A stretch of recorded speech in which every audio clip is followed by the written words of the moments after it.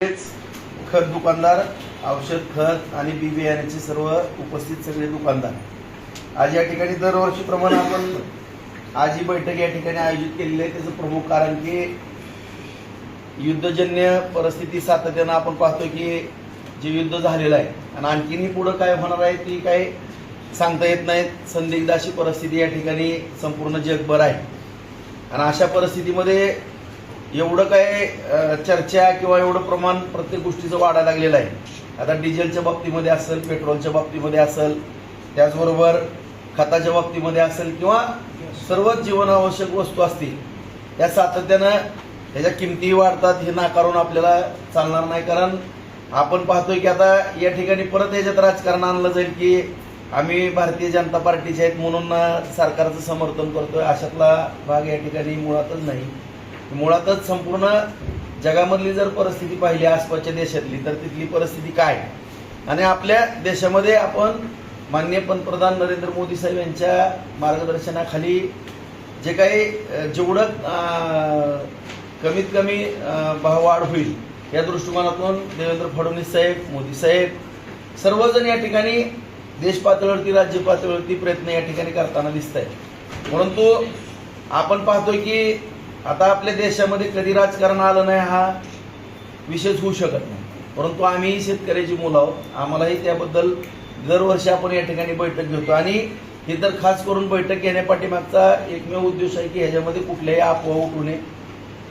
या ठिकाणी अफवा उठल्यानंतर आपण पाहतोय की आता पेट्रोल पंपाच्या बाबतीमध्ये सुद्धा आपण बैठका बार्शी तालुक्यामध्ये घेतल्यात। आता सगळ्या पंपधारकांना तहसीलदार साहेब आम्ही सगळ्यांनी एक विनंती केली, बाबा कुठेही म्हणजे अशी अफवा उठल किंवा कुठेही आपल्या इथं डिझेल पेट्रोल नाही असा विषयच होऊन देऊ नका। काय अडचण आली तर आम्हाला सांगा, आम्ही मदत करू।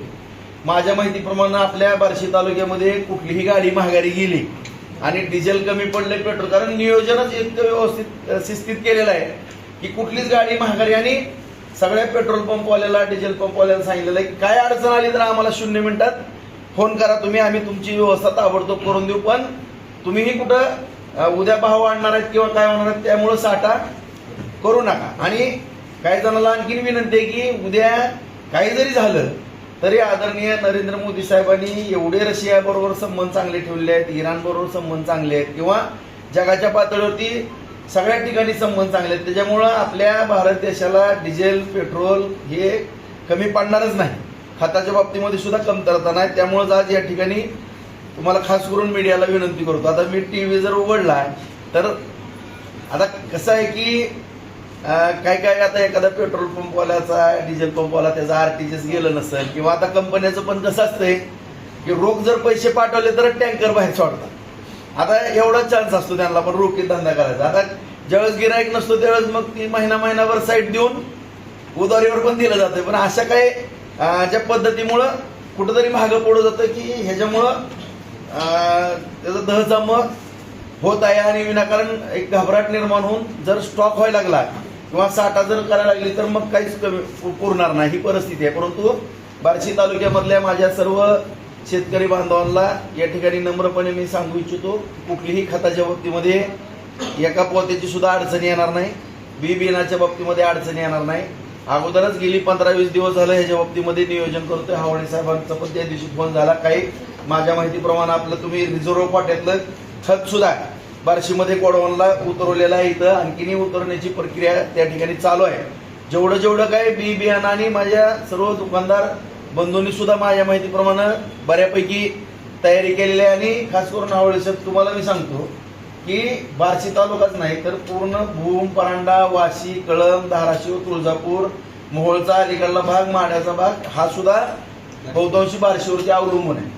त्यामुळे आपल्याला वाटत असेल की इतर तालुक्यामध्ये थोडं कमी खत लागतंय बार्शीमध्ये, आता ही काय दुकानदार किंवा कुणी खत घेऊन कुठं तिसरी, आता ही काय खत शेतातच वापरायचं, शेवटी काय कुठं द्यायचं नाही किंवा काय नाही।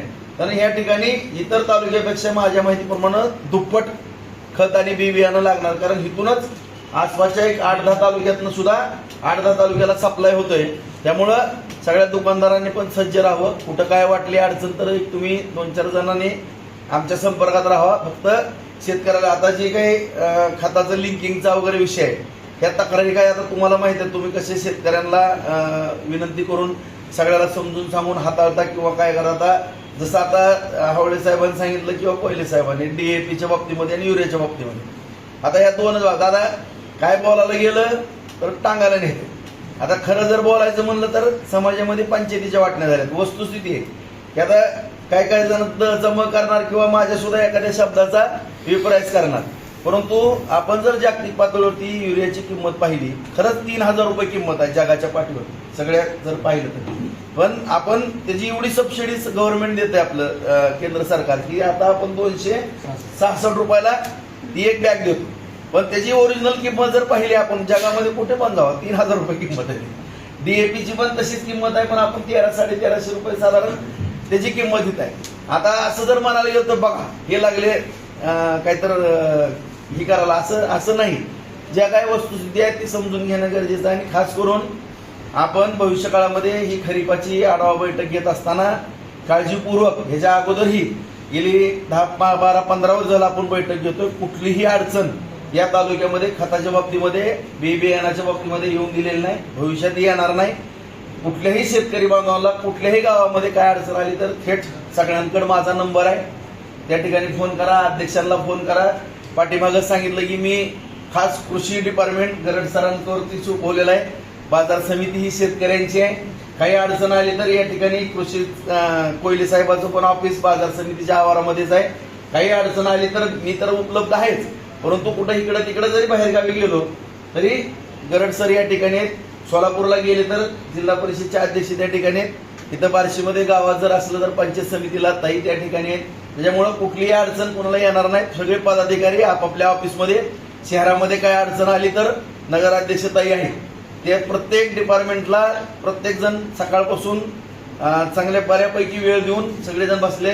गाव पातळीवरती किंवा त्या जिल्हा परिषदेच्या सदस्यांना, पंचायत समितीच्या सदस्यांना संपर्क करावा. कोणालाही काय अडचणी येणार नाही एवढी हमी या ठिकाणी निश्चितपणानं शासनाच्या वतीनं मी या ठिकाणी देतो. आणि कुणी आपल्यावरती कृपया शेतकरी बांधवांनी विश्वास ठेवू नका.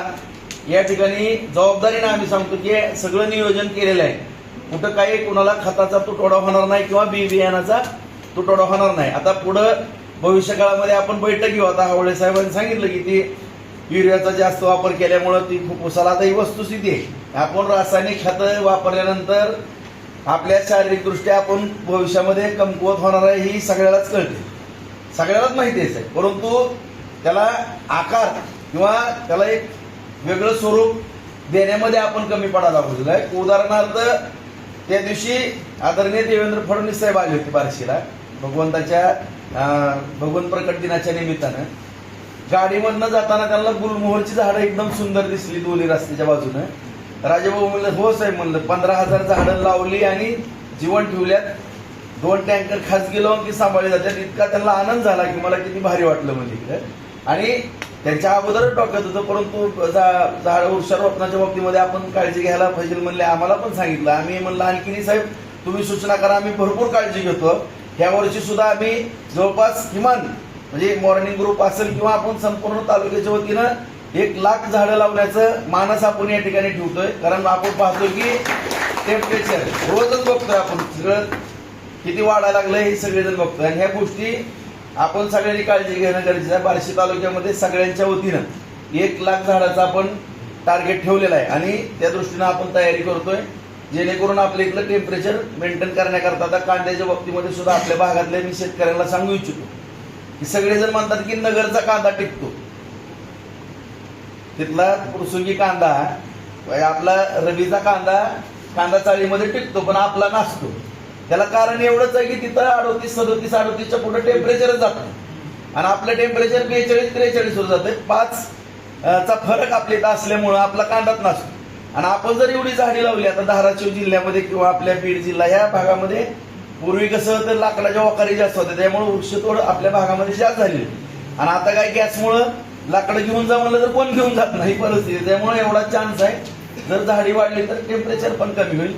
दुसरं आता साहेब तुम्ही खताच्या बाबतीमध्ये म्हणले, आता प्रत्येकाने आपापल्या दारात 2 जनावरं जर केली, 2 गायी जरी केल्या तरी मला वाटत नाही काय कुठंतरी थोडाफार त्याला आधार होईल. आणि 20-25% जर आपण ह्याच्यामध्ये बचाव करू शकलो तर फार मोठं काम या ठिकाणी खताच्या आता एवढी इम्पोर्ट करतो आपण, खताचं असेल किंवा क्रूड ऑइलच्या बाबतीमध्ये असेल किंवा पेट्रोल डिझेलच्या बाबतीमध्ये असेल. आता 15 लाख कोटी रुपये इम्पोर्टला जातात तेलासाठी. आता त्या दिवशी मोदी साहेब म्हणले काय आता तिसरीकडे विषय नाही. आणि ह्याच्या अगोदरच्या पंतप्रधानांनी पण त्या बाबतीमध्ये विनंती किंवा शेवटी देशाच्या बाबतीमध्ये कुठलं संकट येणार त्याच्या अगोदर जर काही सूचना केल्या तर त्याचा दहसमज कशामुळे काय होतो हे माझ्यासारख्या एका सर्वसामान्य कार्यकर्त्याला पण लक्षात येत नाही. परंतु भविष्यकाळामध्ये आपण हे काही भाषणाची वेळ नाही काय नाही, परंतु शॉर्टमध्ये सांगतो भविष्यात आपल्याला बैठक घेऊन किमान आपल्या तालुक्यापासून तर सुरुवात करू. आपण काही इतर ठिकाणचं आपण जास्त कोण आपला ऐकल ना ऐकल हा भाग ज्याच्या त्याच्या तालुक्यामध्ये त्याचं ऐकत असतात, परंतु आपल्या बार्शी तालुक्यापासून तर नक्कीच सुरुवात करू आपण. या ठिकाणी खताच्या बाबतीमध्ये असेल आपली जनावरं आता मध्यंतरीच बैठका घेतल्या आपण, शेळी पालन किंवा गाई पालनचा दुग्ध व्यवसाय बाबतीमध्ये आपण स्ट्रॉंगली पुढे जायचंय. आणि ह्या गोष्टी आपण झाडं लावण्याचे ही जी काही विषय वाटतात सोपे पण फार महत्वाचे आहेत आणि त्या दृष्टिकोनातून प्रयत्न करू. या बैठकीच्या निमित्ताने एवढंच सर्व शेतकरी बांधवांना नम्रपणे सांगू इच्छितो की कुठल्याही अफवावरती विश्वास ठेवू नका. डिझेल पेट्रोल काही जरी अडचण आली आमचे संपर्क साधा, फक्त अफवा करून कोणी स्टॉक करू नका. जेवढं पण खत बियाणे लागतील तेवढं उपलब्ध करून देण्याकरता आम्ही सक्षमपणानं तयारी केली आहे. कुणीही चिंता करू नये अशी या बैठकीच्या निमित्तानं सगळ्याला या ठिकाणी नम्रतेची विनंती करतो.